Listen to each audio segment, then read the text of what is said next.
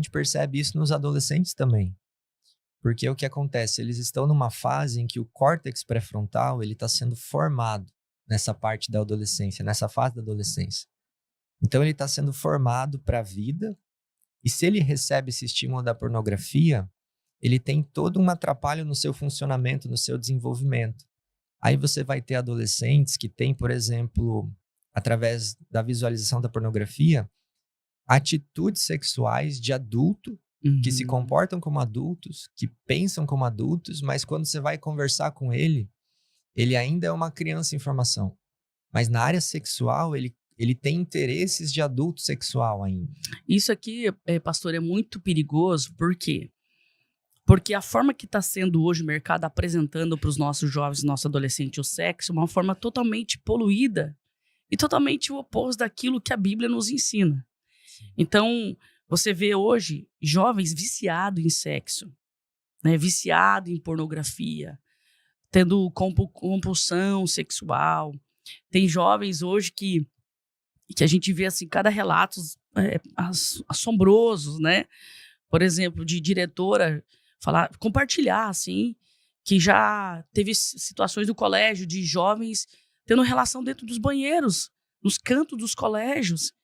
Então é coisa assim assustadora. Outro dia eu falava com uma diretora e ela falava justamente isso, que ela está muito preocupada, porque a pornografia está muito forte. Como a gente começou a divulgar que a gente ia falar sobre isso, e ela dizia justamente isso. Falou, pastora, dentro das escolas está acontecendo.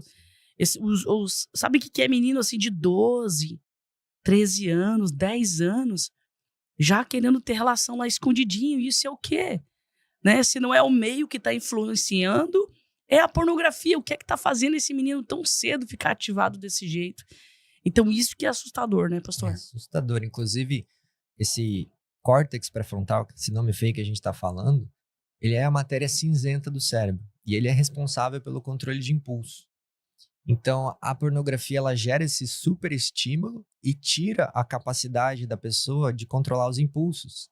Então, com isso vem masturbação, vem cada vez mais sexo degradante, vem cada vez mais formas que a pessoa quer satisfazer aquele impulso que ela está sentindo. Eu conversava com um adolescente semana passada e ele me contou justamente isso. Ele disse que é em todo lugar, e na escola dele, inclusive. Ele voltou do intervalo e tem meninos que ficam no intervalo na sala, não saem pro recreio, né? Ficam na sala ali. E ele chegou e pegou um menino com a mão dentro da calça, vendo pornografia. Olha, e a categoria de pornografia que ele estava vendo é uma, depois que eu vou trazendo os dados aqui, que está em disparate no Brasil. Você sabe que eu assisti um testemunho de uma pastora que me chocou.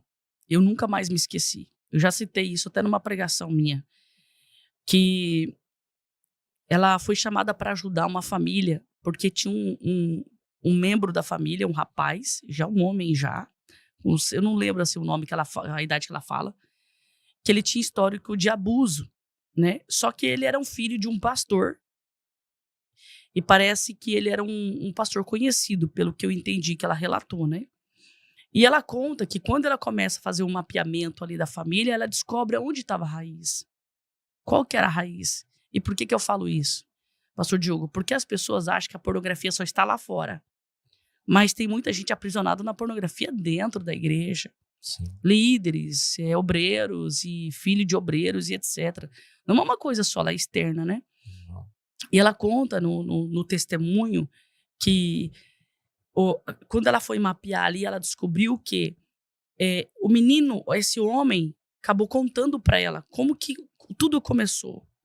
Tudo começou que diz que uma vez ele viu um barulho do pai, ele achou que o pai estava passando mal na sala de TV. Quando ele desce lá, ele se escora assim na escada, ele olha, o pai está assistindo pornografia e se masturbando. E ele fica olhando aquela cena, o pai, e olhando a cena da TV. Então ele sente muito estímulo, ele corre para o quarto.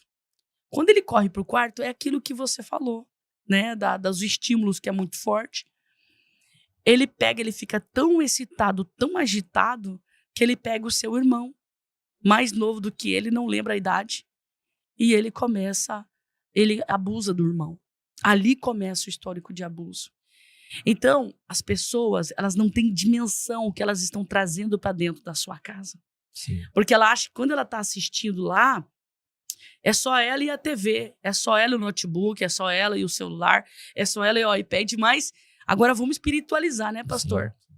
Não é só ela. Não. É um portal que se abre e é uma entidade que entra ali dentro e começa a escravizar toda a casa.